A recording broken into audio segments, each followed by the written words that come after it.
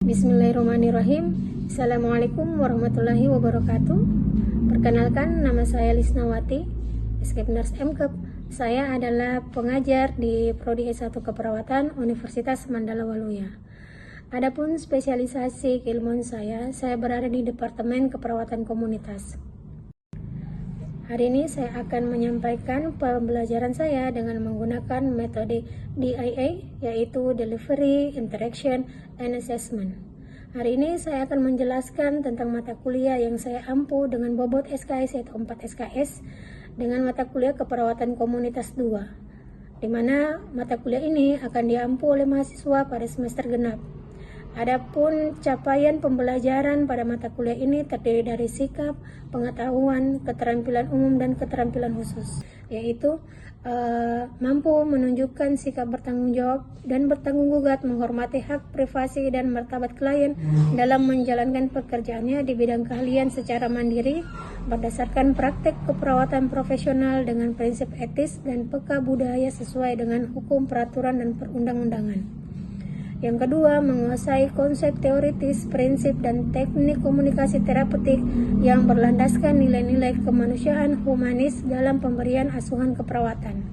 Yang ketiga, menguasai prinsip, teknik, dan prosedur pelaksanaan asuhan atau praktik keperawatan profesional secara mandiri atau berkelompok pada area KMB, keperawatan anak, maternitas jiwa, keluarga, gerontik, komunitas, serta keperawatan gawat darurat. Yang keempat, mampu melakukan komunikasi terapeutik dengan klien dan memberikan informasi yang akurat kepada klien atau keluarga atau pendamping atau penasihat untuk mendapatkan persetujuan keperawatan yang menjadi penanggung jawabnya. Yang kelima, mampu memberikan asuhan keperawatan pada area spesialis, dalam hal ini keperawatan komunitas, pada wilayah pesisir dan pertambangan. Baik, selanjutnya saya akan menjelaskan terkait deskripsi dari mata kuliah Keperawatan Komunitas 2.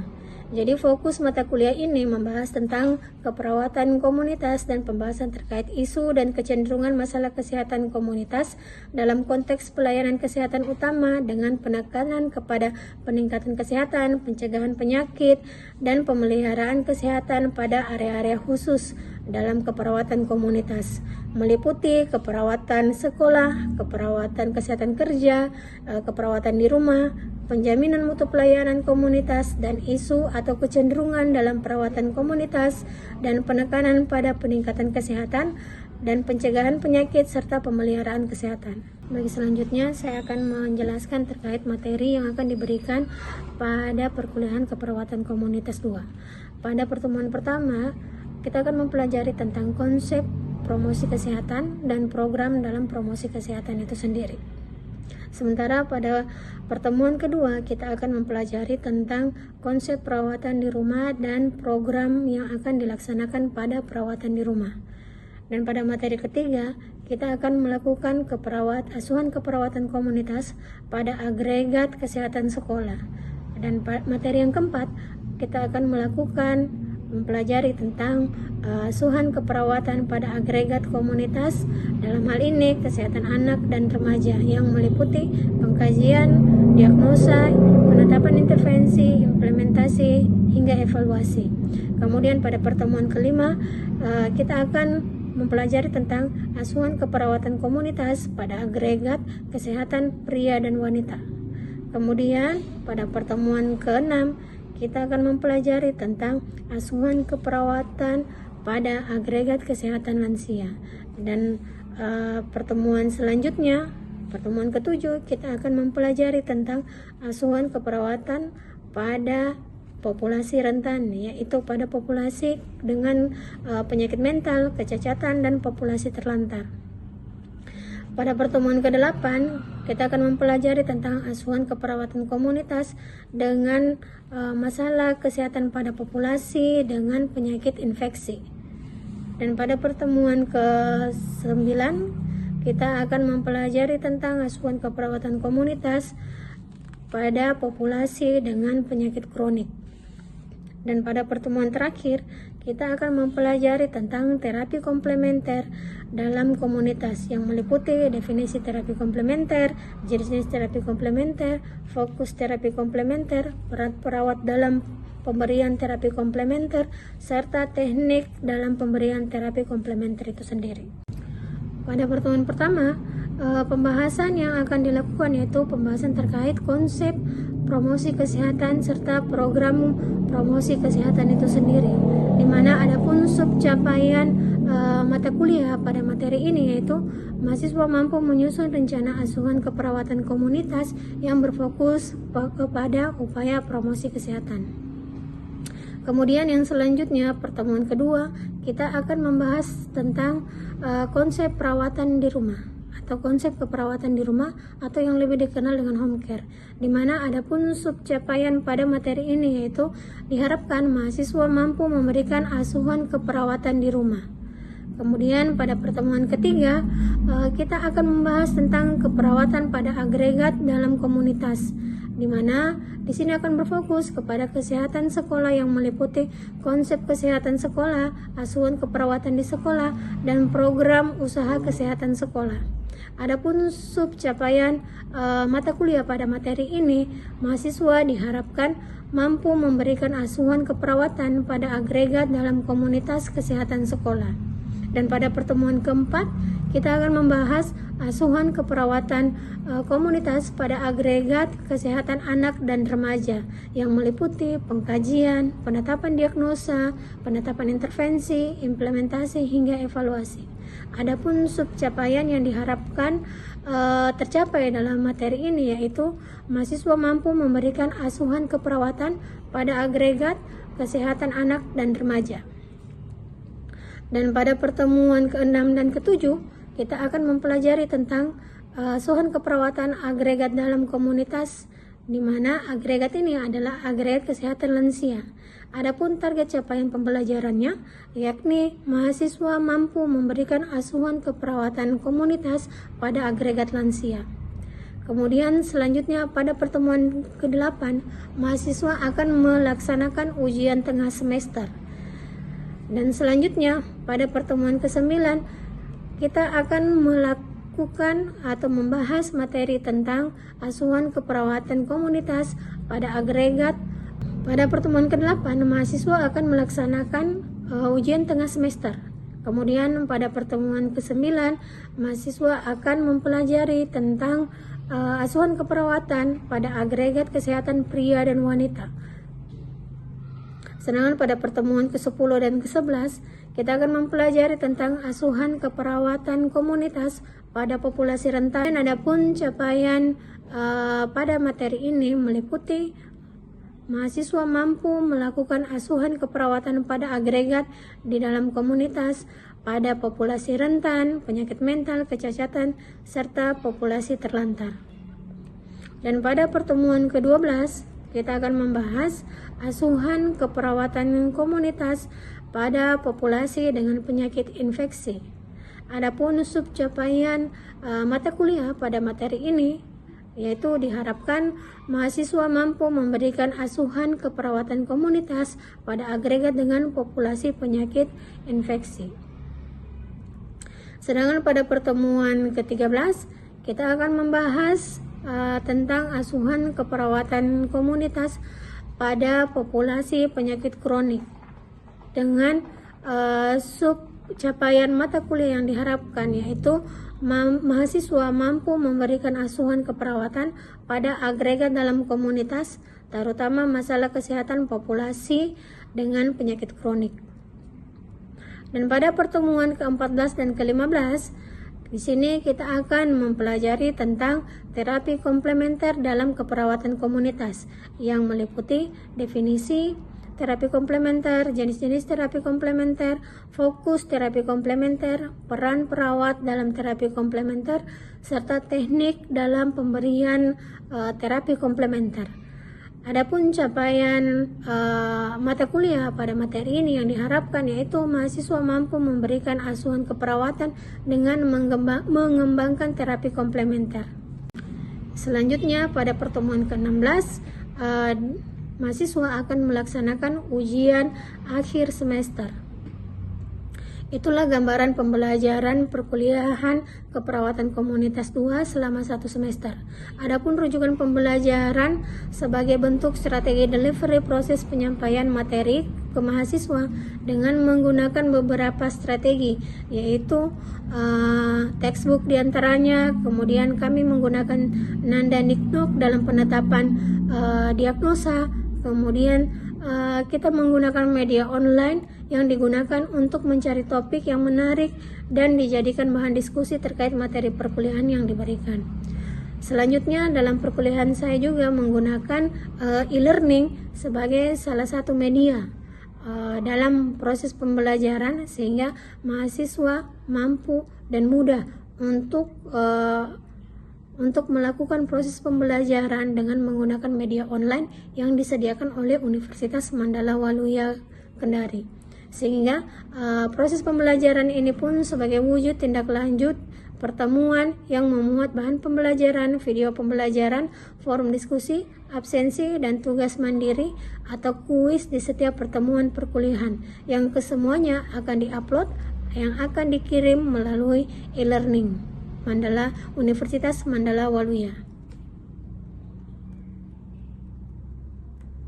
Bentuk interaksi lain juga dengan menggunakan WhatsApp group yang biasa digunakan antara mahasiswa dan dosen untuk melakukan diskusi terkait materi ataupun perkuliahan yang terlaksana, dan dilaksanakannya diskusi untuk mencapai target pembelajaran yang telah ditentukan di dalam perkuliahan ini. Adapun pelaksanaan asesmen dalam pembelajaran yang dimana dosen telah menetapkan rubrik penilaian untuk penilaian target-target pembelajaran serta proses pembelajaran yang dilaksanakan oleh mahasiswa. Adapun kriteria penilaian pada perkuliahan komunitas 2 yaitu yang pertama absensi 10%, tugas kelompok 20%, performance presentasi mahasiswa memiliki bobot nilai 15%, ujian tengah semester bobot nilainya 25%, dan ujian akhir semester bobot nilainya 30%. Selanjutnya saya akan menampilkan proses pembelajaran saya terkait mata kuliah keperawatan komunitas 2 yang dilaksanakan secara luring atau secara tatap muka di kelas. Selamat menikmati dan selamat menyaksikan. Terima kasih. Bismillahirrahmanirrahim. Assalamualaikum warahmatullahi wabarakatuh. Waalaikumsalam warahmatullahi wabarakatuh. Ya, jadi adik-adik, selamat pagi. Hari ini kita ketemu lagi dalam perkuliahan keperawatan komunitas 2. Seperti yang kalian lihat bahwa materi pertama kita ini adalah konsep promosi kesehatan. Baik, sebelum kita mulai materi kita, alangkah baiknya kita berdoa terlebih dahulu. Berdoa dimulai menurut agama dan kepercayaannya masing-masing. Silakan. Berdoa selesai. Oke, sebelum kita masuk ke materi, mungkin ibu tanya dulu. Sebelumnya ada tidak yang pernah mendengar atau mengetahui tentang promosi kesehatan? Ada Bu? Oke, silakan Indra. Promosi kesehatan adalah upaya yang dilakukan terhadap masyarakat sehingga mereka mau dan mampu untuk memelihara dan meningkatkan derajat kesehatan mereka sendiri. Oke, good. Tepuk untuk temannya. Masuk capaian mata kuliah dalam materi ini. Nah, kita lihat bahwa setelah mengikuti kegiatan pembelajaran, mahasiswa mampu menyusun rencana asuhan keperawatan. 4 kata kunci dalam visi promosi kesehatan. Kita lihat ada willingness, yaitu mau, kemudian ability, yaitu mampu, dan yang ketiga memelihara kesehatan. Yang dimaksud dengan memelihara kesehatan di sini adalah mau dan mampu mencegah penyakit, melindungi diri dari kesehatan, dan mencari pertolongan pengobatan yang profesional bila sakit. Itu yang didefinisikan sebagai memelihara kesehatan. Kemudian yang keempat, meningkatkan kesehatan. Yang dimaksud dengan meningkatkan kesehatan adalah mau dan mampu mencegah penyakit, kesehatan perlu ditingkatkan dan bersifat. Oke, baik. Selanjutnya kita lihat tentang strategi promosi kesehatan menurut WHO tahun 1994, yang dimana di sini strategi pertama yang dilakukan adalah advokasi, yaitu kegiatan meyakinkan orang lain. Jadi di sini kita bagaimana caranya meyakinkan masyarakat, kelompok untuk meningkatkan kesehatannya. Tentunya dengan melakukan perilaku hidup bersih dan sehat. Oke. Kemudian yang kedua, dukungan sosial atau social support, yaitu kegiatan mencari dukungan sosial. Nah, promosi kesehatan ini kegiatannya untuk meningkatkan perilaku hidup bersih dan sehat. Tentunya bukan hanya untuk individu, tapi untuk kelompok juga. Nah, kalau dengan kelompok, maka kita membutuhkan dukungan sosial.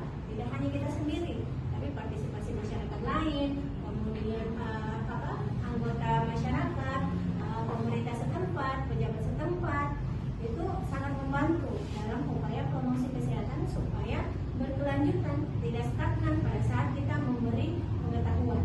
Ya. Kemudian yang ketiga, strategi yang dapat dilakukan adalah dengan pemberdayaan masyarakat atau empowerment.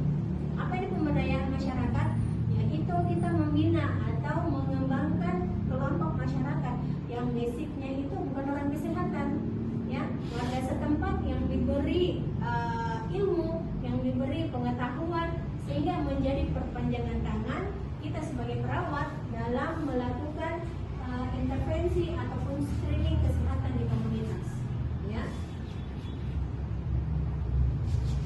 Kemudian strategi baru dalam promosi kesehatan. Dari sini bisa kita lihat ada kebijakan berwawasan kesehatan atau healthy public policy. Jadi kita harus menciptakan sebuah kebijakan yang memiliki wawasan kesehatan. Tidak hanya kebijakan tentang bagaimana mengembangkan ekonomi, bagaimana mengembangkan pariwisata, tapi kebijakan tentang pro kesehatan tidak dilakukan atau tidak dibuat atau tidak dikembangkan. Ya. Kemudian lingkungan yang mendukung, supportive environment. Jadi kita harus menciptakan lingkungan yang mendukung bagi promosi kesehatan itu sendiri. Contohnya kita selalu mengeluhkan tentang ispa. Namun bisa kita lihat di lingkungan sekitar kita selalu dipenuhi dengan debu di mana-mana. Sementara kita tahu bahwa debu itu adalah faktor utama pencetus terjadinya ispa. Sehingga antara promosi kesehatan yang kita lakukan dengan lingkungan kehidupan masyarakat itu tidak sinkron. Makanya perlu dilakukan upaya dengan menciptakan lingkungan yang mendukung. Ya. Kemudian reorientasi pelayanan kesehatan. Bagaimana caranya pelayanan kesehatan ini kita ubah orientasinya? Kalau dulu hanya masyarakat yang mencari fasilitas kesehatan, sekarang bagaimana caranya supaya kita menjemput bola fasilitas pelayanan kesehatan yang mendatangi masyarakat? Itu adalah salah satu strategi yang bisa kita gunakan dalam promosi kesehatan.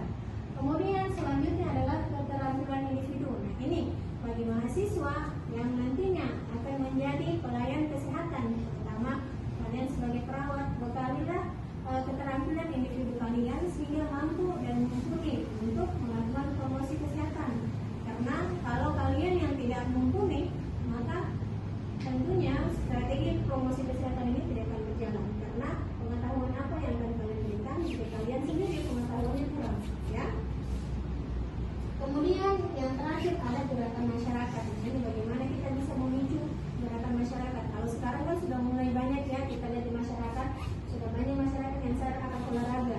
Sehingga bisa kita temui pada hari-hari libur, pada hari Minggu, kemudian pada sore hari sudah banyak kelompok-kelompok masyarakat yang membentuk diri dan melakukan olahraga secara individu maupun secara kelompok. Ya. Kemudian ini sasaran strategi promosi kesehatan sesuai dengan kebijakan kesehatan. Nah, promosi kesehatan itu disarankan pada perubahan perilaku yang mendukung peningkatan derajat kesehatan, peningkatan kemandirian dan peningkatan perilaku hidup bersih dan sehat. Saya kira pada kalimat ini sudah jelas ya, sudah jelas di awal bahwa promosi kesehatan itu tujuannya tidak lain tidak bukan untuk meningkatkan perilaku hidup sehat. Nah, selanjutnya sasarannya adalah pemberdayaan masyarakat. Karena percuma kita selalu melakukan upaya promosi kesehatan kalau yang hanya pintar itu adalah petugas kesehatannya, masyarakatnya tidak pintar, percuma. Sehingga harus kalian melakukan pemberdayaan masyarakat. Di mana yang dimaksud pemberdayaan masyarakat di sini adalah proses pengorganisasian potensi masyarakat di bidang kesehatan sehingga mampu mengatasi, meningkatkan kesehatannya. Jadi dia punya masalah kesehatan, tapi dia tahu bagaimana cara mengatasi masalah kesehatan tersebut, ya, upaya apa yang dia lakukan. Kemudian ada peran aktif dari masyarakat. Jadi tidak masyarakat yang hanya tunggu saja perawat atau dokternya datang lihat dia, tapi bagaimana caranya supaya masyarakat tersebut, keluarga tersebut mampu berperan aktif di dalam meningkatkan derajat kesehatan sehingga terciptanya kemandirian keluarga, kemandirian kelompok, kemandirian desa, dan harapan besarnya tercipta desa siaga. Desa siaga ini yang dimaksudkan masyarakatnya itu sudah mampu mengenal dan mengatasi masalah kesehatan secara mandiri. Kalaupun tidak bisa diatasi secara mandiri, dia tahu harus menghubungi siapa, dia tahu harus dibawa kemana ketika ada anggota keluarga atau anggota masyarakat yang sakit, ya. Nah, ruang lingkup promosi kesehatan kita lihat. Nah, ilmu dalam cakupan promosi kesehatan dikelompokkan dalam 2 bidang. Yang pertama, ilmu perilaku, yaitu dasar membentuk perilaku manusia. Jadi ilmu promosi itu ilmu dasarnya bertugas untuk mengubah perilaku, maka ilmu perilaku yang dibutuhkan, ya. Kemudian yang kedua, ilmu-ilmu yang diperlukan untuk intervensi perilaku, pembentukan dan perubahan perilaku. Ini salah satu ilmunya adalah ilmu keperawatan, ya. Karena memang kita sebagai perawat tidak bisa juga merasa jumawa. Peran dari promosi kesehatan ini yang pertama kita lihat kampanye melalui media massa, elektronik, website, cetak, dan melalui pameran, ya. Jadi salah satu peran yang dapat dilakukan itu sebagai kampanye kesehatan. Di mana kampanye, di mana saja.